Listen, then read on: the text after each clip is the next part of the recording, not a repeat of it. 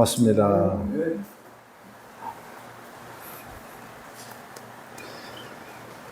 오늘 열왕기하 6장 13절부터 17절에 있는 말씀 가지고 우리의 눈을 열어 보게 하옵소서라는 그런 제목으로 말씀 나누기 원합니다. 우리가 예수님을 이제 믿게 되면 많은 그 기대감이 생깁니다. 우리 태국의 성도들도 예수님을 믿으면 정말 모든 것이 그냥 만병통치로 그렇게 생각하는 그런 경향이 있어요.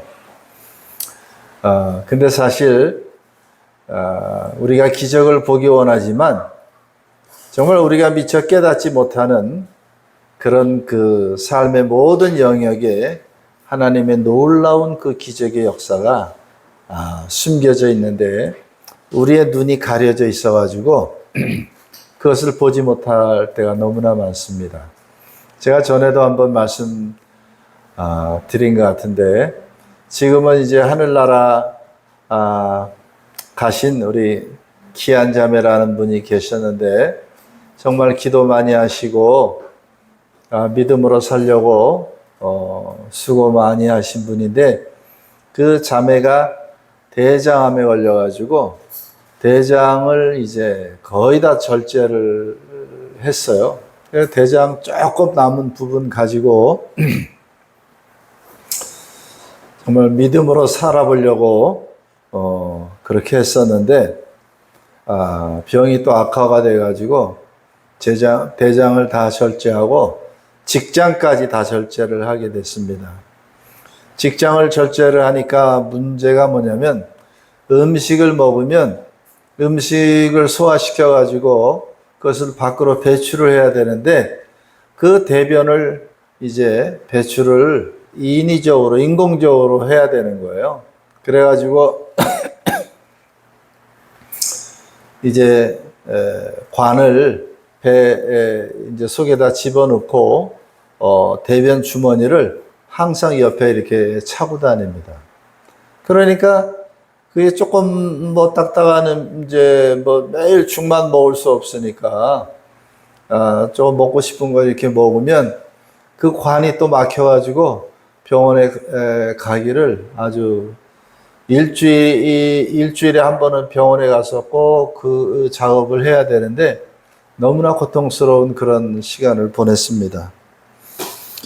그러다 결국 그 자매가 이제 주님 품에 안기게 됐는데 그걸 보면서 정말 우리가 매일 내 힘으로 내가 걸어서 화장실에 가는 것이 이것이 정말 기적 중의 기적이죠. 그 자매가 생각할 때는 화장실에 내 힘으로 가서 대변을 볼 수 있으면 얼마나 좋을까 그 생각을 수없이 많이 했을 겁니다. 대변을 보고 또 소변을 또 마음대로 보고 내가 계단을 내 힘으로 걸어갈 수 있고 다른 사람의 도움 없이 정말 일할 수 있는 그것이 사실은 기적 중의 기적입니다. 지금도 병원에서 중환자실에 누워가지고 누워있는 사람들 그 사람들 생각 속에 내가 다시 저 밖을 내 힘으로 걸어 다닐 수 있을까? 그렇게 생각하는 사람들이 수없이 많이 있습니다. 태국은 이제 오토바이를 많이 타니까, 태국 사람들이 또 이제 시원한 걸 좋아해가지고 헬멧을 안 쓰고 다녀요. 그래가지고 오토바이 타다가 넘어져가지고 이 뇌를 다쳐가지고 병원에 가면 병실이 없어가지고 그냥 복도 바닥에 이 뇌가 다 깨져가지고 그냥 누워있는 사람들이 아주 쫙 깔려 있습니다. 좋은 약을 쓰면 뭐 살아날 수 있지만 살아나더라도 거의 평생을 불구로 지내는 사람들이 너무나 많이 있습니다. 우리가 매일매일 기적 속에 살고 있지만 우리의 눈이 닫혀져서 하나님의 은혜를 알지 못하고 하나님이 하시는 일을 알지 못할 때가 너무나 많이 있어요. 오늘 여기 성경 본문에 보면 열왕기하 6장에 아람 군대가 이스라엘 백성들을 끊임없이 도발하고 끊임없이 괴롭힙니다. 아람은 오늘날 시리아죠. 시리아의 군대가 이스라엘을 끊임없이 괴롭힙니다. 공격을 하고 이제 공격하려고 매복을 하면 반드시 그것이 들통이 나고 어디에 뭐가 숨어 있는지 그것을 다 알게 되는 거예요. 그래가지고 이제 누가 스파이가 있는 줄 알고 왕이 노발대발했지만 그 신하 중 한 사람이 뭐라고 말하냐면 이스라엘에 엘리사라고 하는 선지자가 있어서 그 선지자가 우리 왕이 침실에서 생각한 것까지 다 알고 있습니다. 그러니까 왕이 이제 화가 나서 엘리사를 잡으러 군대를 보냅니다. 군대를 보내니까 엘리사는 전혀 두려움이 없었지만 그 종은 두려움에 떨었어요. 여기 14절 왕이 이에 말과 병거와 많은 군사를 보내매 그들이 밤에 가서 그 성읍을 에워쌌더라. 그러니까 그 엘리사의 그 사환이 15절 하나님의 사람의 사환이 일찍 일어나서 나가보니 군사와 말과 병거가 성읍을 에워쌌는지라. 그의 사환이 엘리사에게 말하되 내 주여 우리가 어찌하리이까. 믿음으로 살지 못하는 사람, 영적인 눈이 가리워서 하나님의 은혜를 보지 못하는 사람은 이 환경의 어려움이 닥칠 때 염려와 근심과 불안이 그냥 밀려 들어옵니다. 어떻게 하면 좋지?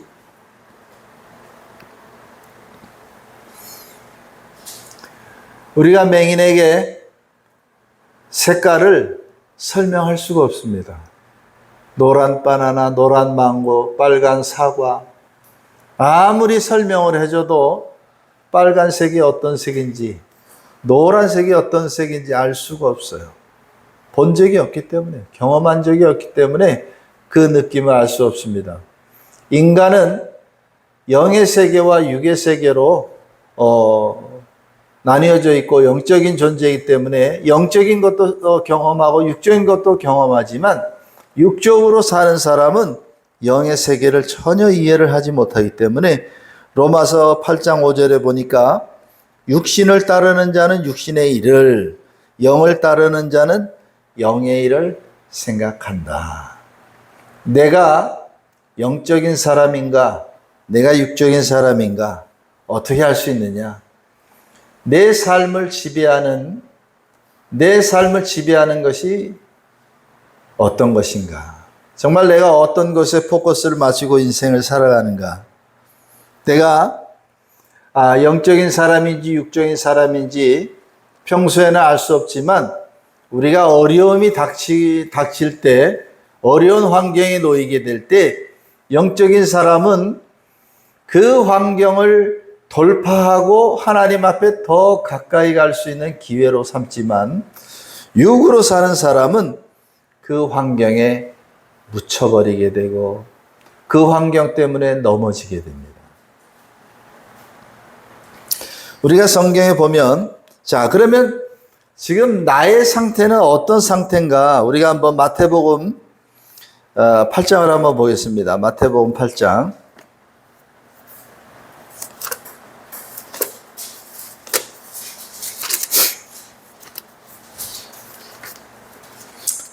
마태복음 8장 23절을 한번 보겠습니다.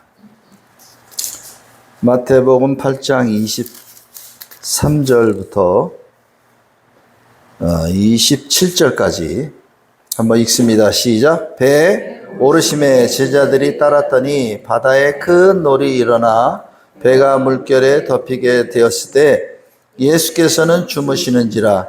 그 제자들이 나와 깨우며 이르되 주여 구원하소서, 우리가 죽겠나이다. 예수께서 이르시되 어찌하여 무서워하느냐? 믿음이 작은 자들아 하시고 곧 일어나사 바람과 바다를 꾸짖으시니 아주 잔잔하게 되거늘 그 사람들이 놀랍게 여겨 이르되 이가 어떠한 사람이기에 바람과 바다도 순종하는가 하더라. 지금 예수님의 제자들이 예수님과 한 배에 타고 있습니다. 한 배에 타고 있고 예수님과 지금 같이 동행을 하는 거예요. 그런데 그 바다에 큰 바람과 이제 그 파도가 막 일어나니까 제자들이 무서워 떨면서 예수님 우리가 죽게 되었습니다. 우리를 살려주십시오. 그러면서 이제 무서워서 이제 막 벌벌 떠는 그런 장면이 이 본문입니다. 우리가 예수님을 모신 예수님의 제자들이라고 우리가 생각을 합니다. 우리가 예수님의 제자들이에요. 예수님과 동행하고 제가 태국의 성도들에게도 예수님 어디 계시냐 물으면 예수님 다 내 안에 계신다고 그래요. 당신들은 예수님 제자입니까? 그러면 예수님의 제자라고 그럽니다. 그런데 우리의 삶에 어떤 문제가 생겼을 때 우리 인생에 큰 파도가 일어나고 우리 인생에 정말 이 폭풍우가 일어날 때 무서워서 떠는 거예요. 벌벌 떱니다. 예수님의 제자들이 그 배 안에 예수님이 바로 옆에 계셨지만 그 예수님이 계심에도 불구하고 그들은 두려움에 떨었습니다. 마찬가지로 우리가 예수님을 믿는 제자라고 그렇게 생각을 하고 또 그렇게 믿고 그렇게 살아가고 있지만 우리의 삶에 정말 예수님이 내 안에 계심에도 불구하고 어려움이 일어날 때 얼마만큼 예수님을 의지하고 얼마만큼 예수님을 신뢰하고 그분을 따라가고 있습니까? 어려움이 생기면 먼저 사람을 찾고 어려움이 생기면 먼저 해결할 그 방법을 막 그냥 머리를 굴리고 막 찾는 그런 모습은 내 안에 혹시 없습니까? 우리 태국의 성도 중에 저를 하나님이라고 생각하는 사람이 있어요. 재밌죠? 그 자매가 어려움이 생기면 저한테 이제 그 라인으로 문자를 보냅니다. 하나님 아버지, 제가 당장 먹을 양식이 없습니다. 그 기도문을 저한테 보내는 거예요. 하나님 아버지, 제 아들이 지금 학비가 없어가지고 엄청 어려움을 당하고 있습니다. 막 그 내용을 저한테 보내는 거예요. 그래서 제가 불러가지고 야단을 쳤습니다. 아니, 기도를 하나님께 해야지 왜 나한테 기도하냐고.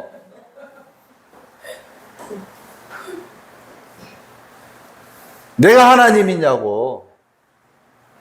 다시는 나 보내지 말라고. 내가 그래가지고 친구 차단을 아주 수없이 했습니다. 차단하면 또 이제 잠잠하다가 또 추가하면은 바로 또 보내고 막 그래가지고 이제 차단하고 있으면 내가 이 목사가 돼가지고 성도 친구 차단을 하면 안 될 것 같아가지고 또 차단 풀어놨다가 또 막 문자 보내면 또 차단했다가 그래가지고 한 번은 그냥 불러다가 야단을 막 쳤습니다. 내가 하나님이냐고. 왜 나한테 이거 보내냐고. 기도를 하나님께 해야지 왜 나한테 이걸 보내냐고.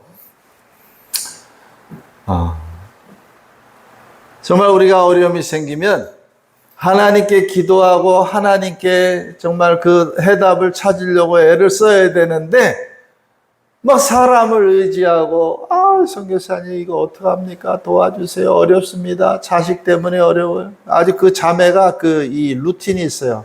잘 지내다가 은행에서 이제 무슨 이자를 갚으라고 통지서 오면 그때부터 이제 저한테 기도를 계속 이제 기도문을 보내는 거예요. 우리는 하나님을 의지한다고 하지만 정말 세상을 의지할 때가 너무나 많아요.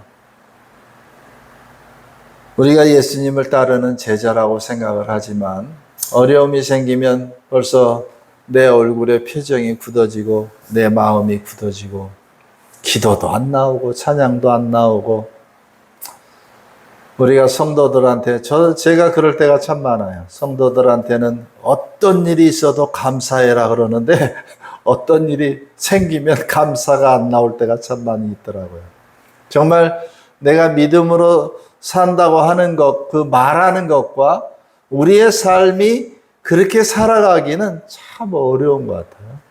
그래서 끊임없이 이렇게 살아서는 안 되겠구나. 끊임없이 제 자신을 쳐가지고 저도 제 자신을 늘 이제 이 말씀 앞에 굴복을 시킵니다. 그러면 하나님이 기뻐하시는 그 믿음, 하나님이 기뻐하시는 그 믿음은 무엇인가? 오늘날 정말 많은 분들이 한국 교회를 염려하고 한국 교회뿐만 아니라 이 세상의 교회들의 그 모습이 정말 세상에 있는 것인지 세상과 구별돼서 살고 있는지 모를 때가 참 많습니다. 교회도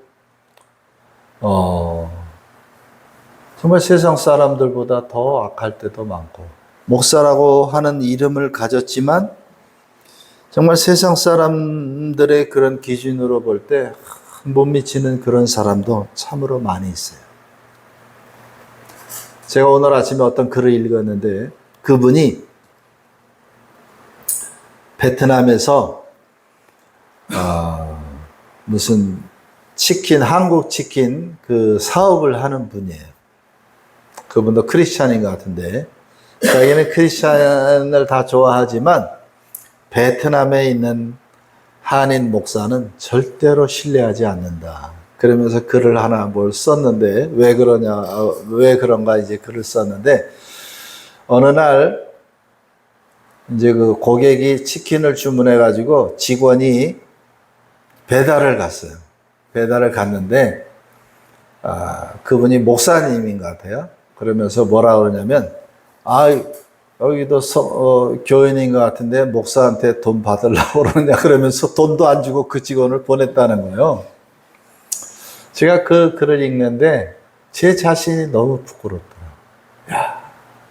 어떻게 이런 인격과 이런 모습을 가지고 살아갈 수 있을까?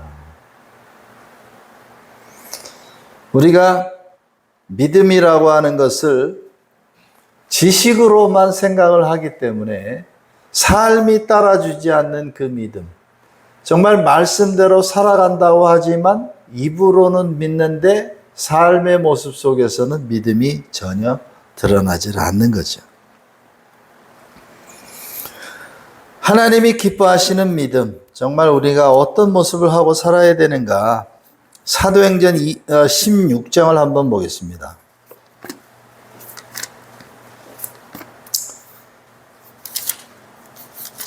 사도행전 16장 22절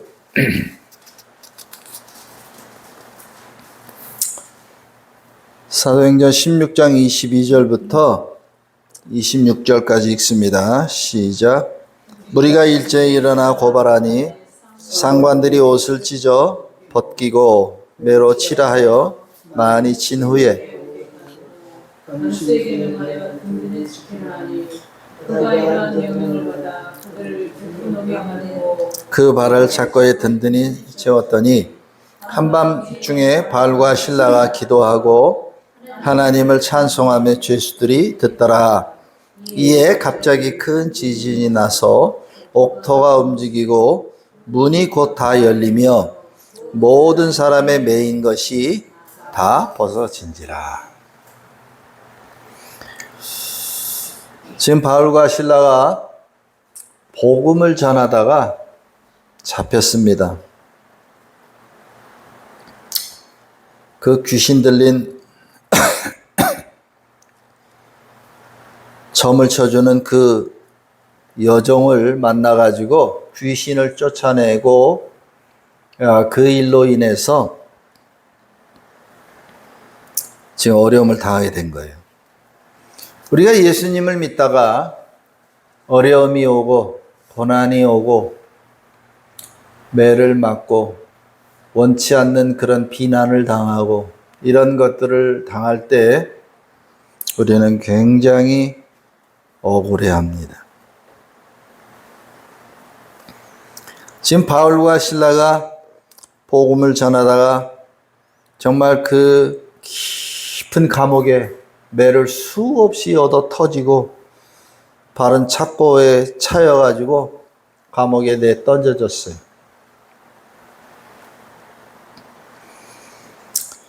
근데 그들이 한 행동은 뭐냐면 원망과 불평과 하나님에 대한 그런 불만이 아니었어요. 며칠 전에 제 동생하고 전화 통화를 하는데 제 동생이 미용실을 하는데 미용실을 내놨어요. 미용실을 내놨는데 미용실이 몇 달째 안 나가고 그러고서 이제 있었는데 뭐라 그러냐면 차 안에서 막 울면서 하나님 욕을 막 했대요. 미용실이 빨리 나가야 되는데 왜 내 기도를 안 들어주냐고 그러면서 정말 어떨 때 보면 믿음이 엄청나게 굉장한 것 같은데 그 삶을 보면 정말 믿음이 있는 사람인가 그런 생각이 들 때가 참 많아요. 바울과 실라가 깊은 감옥에 갇혀 있을 때 그들이 원망하고 불평하고 살려달라고 애걸한 것도 아니고 내가 이 억울한 일을 당했는데 하나님 빨리 이걸 벗어나게 해주세요. 울며 불며 애를 쓴 것이 아니었어요. 그들은 어떤 삶을 드러냈느냐? 어떻게 했을까요? 그들이 25절에 보니까 한밤중에 바울과 실라가 기도하고 하나님을 찬송했다. 할렐루야. 정말 믿음으로 사는 그런 삶의 정말 모습이 아닐까. 정말 우리가 따라가야 되고 우리가 본받아야 할 그런 모습이 아닌가 그런 생각이 듭니다. 제가 더 충격적인 성경 말씀을 하나 더 소개를 해드리겠습니다. 고린도 후서 8장 1절입니다. 고린도 후서 8장 1절. 고린도 후서 8장 1절로 5절까지 한번 읽습니다. 시작. 형제들아, 하나님께서 마게도냐 교회들에게 주신 은혜를 우리가 너희에게 알리노니 환난의 많은 시련 가운데서 그들의 넘치는 기쁨과 극심한 가난이 그들의 풍성한 연보를 넘치도록 하게 하였느니라. 내가 증언하노니 그들이 힘대로 할 뿐 아니라 힘에 지나도록 자원하여 이 은혜와 성도 섬기는 일에 참여함에 대하여 우리에게 간절히 구하니 우리가 바라던 것뿐만 아니라 그들이 먼저 자신을 주께 드리고 또 하나님의 뜻을 따라 우리에게 줬도다. 저는 이 구절을 읽을 때마다 이해가 되질 않아요. 여러분 이해가 되십니까? 잘 이해가 되세요? 마게도냐 교회의 모습을 지금 이제 설명을 하고 있는데 그들이 어떤 상황에 있었냐면 2절에 환난에 많은 시련. 환난이 뭐 그냥 있다가 없어지고 조금만 있는 게 아니에요. 환난에 많은 시련 가운데서 그들은 어떤 모습으로 하나님 앞에 살았느냐? 넘치는 기쁨. 잘 이해가 되세요? 지금 환난이 그냥 막 차고 넘치는데 그들 안에서는 넘치는 기쁨이 있었다는 거예요. 정말 믿음으로 사는 사람, 영적인 눈이 열려 하나님의 영광과 하나님의 보좌를 바라보는 사람들은 이 세상의 환란이 그들을 지배하지 못하는 거예요. 그 다음에 또 보니까 극심한 가난. 보통 가난한 게 아니에요. 아주 극심한 가난이에요. 극심한 가난이 그들의 어떻게 했어요? 풍성한 연보를 넘치도록 했다는 거예요. 가난해가지고 진짜 조동아 선교사가 옛날에 어릴 때 소나무 껍질 벗겨 먹듯이 그렇게 살았는데 그들은 오히려 하나님 앞에 더 헌금을 그렇게 했다는 거예요. 제가 태국교회 최근의 일을 좀 소개를 드리자면 헌금이 얼마 나오질 않아요. 헌금 노인들이 주로 있기 때문에 그들이 이제 교회에 올 때 20밭 헌금을 합니다. 20밭. 한국 돈으로 900원이에요. 1,000원 정도 한다고 생각하시면 돼요. 그냥 1,000원짜리 헌금을 하는 겁니다.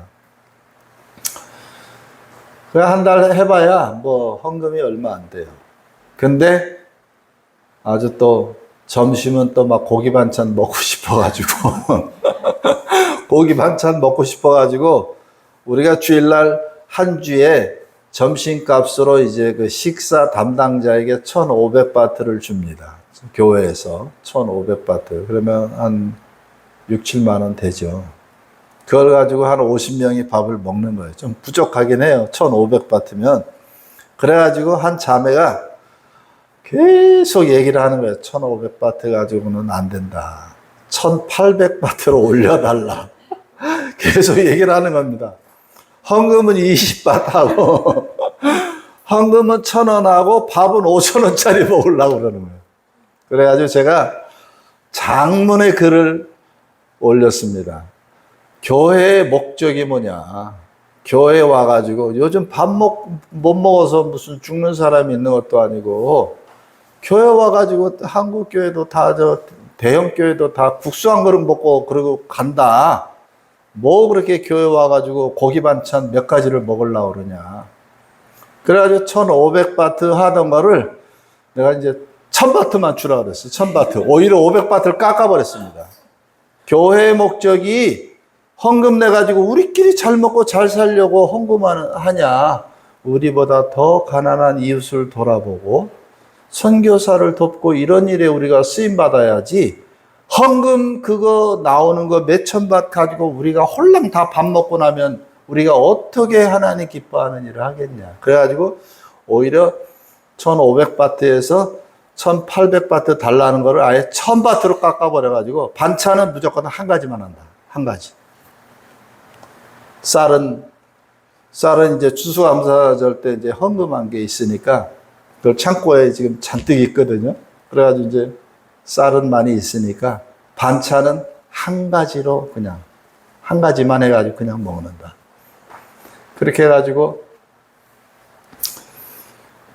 이제 교회가 이제 그렇게 된 지 지난 한 두세 주 전부터 그렇게 하고 있습니다.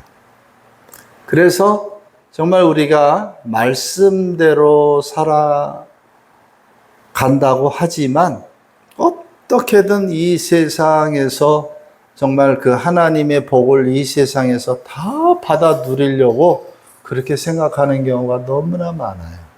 하늘의 소망을 가지고 살아가기보다는 정말 하나님 나라를 위해서 더 희생하고 더 가난해지고 더 헌신하려고 하는 그런 마음보다는 이 세상의 복의 교회들이 배금 사상에 완전히 교회가 물들어가지고 그냥 축복, 이 세상에서 그냥 지금 어떤 기사를 읽어보니까 요즘 삼성전자 말이 많잖아요. 배당금인지 무슨 돈이 많이 이렇게 도니까 그쪽 지역에 있는 목사들이 11조 설교를 그렇게 많이 또 한다네요. 이게 세상인지 교회인지 구분이 안 가는 거예요. 아무튼 우리가 가난한 것이 부끄러운 것도 아니고 부자가 된다고 해서 다 좋은 것도 아니에요, 사실은. 우리가 하나님의 뜻을 더 구하고 하나님이 기뻐하는 일을 위해서 늘 정말 애를 쓰시기를 주의 이름으로 축원합니다. 어쨌든 하나님, 내 눈을 열어주세요. 정말 이 세상에 사는 동안 정말 하나님의 기쁨을 가지고 살게 해주세요. 그것이 우리의 기도 제목이 되시기를 주님의 이름으로 축원을 드립니다. 요셉은 어려서 엄마가 돌아가셨어요. 그리고 형들이 요셉을 팔아가지고 다른 나라로 팔아버렸습니다. 거기에서 모함을 받아가지고 감옥에 들어가서 오랫동안 있었어요. 시편 105편에 보면 정말 그가 혼이 빠질 정도로 고생 엄청 했습니다. 창세기 39장을 보면 요셉의 그 삶의 모습이 쭉 나오는데 공통적인 단어가 이렇게 나와요. 39장에 보면 그 어려움 속에서 그 반복되는 단어가 뭐냐면 하나님이 함께 하셨다.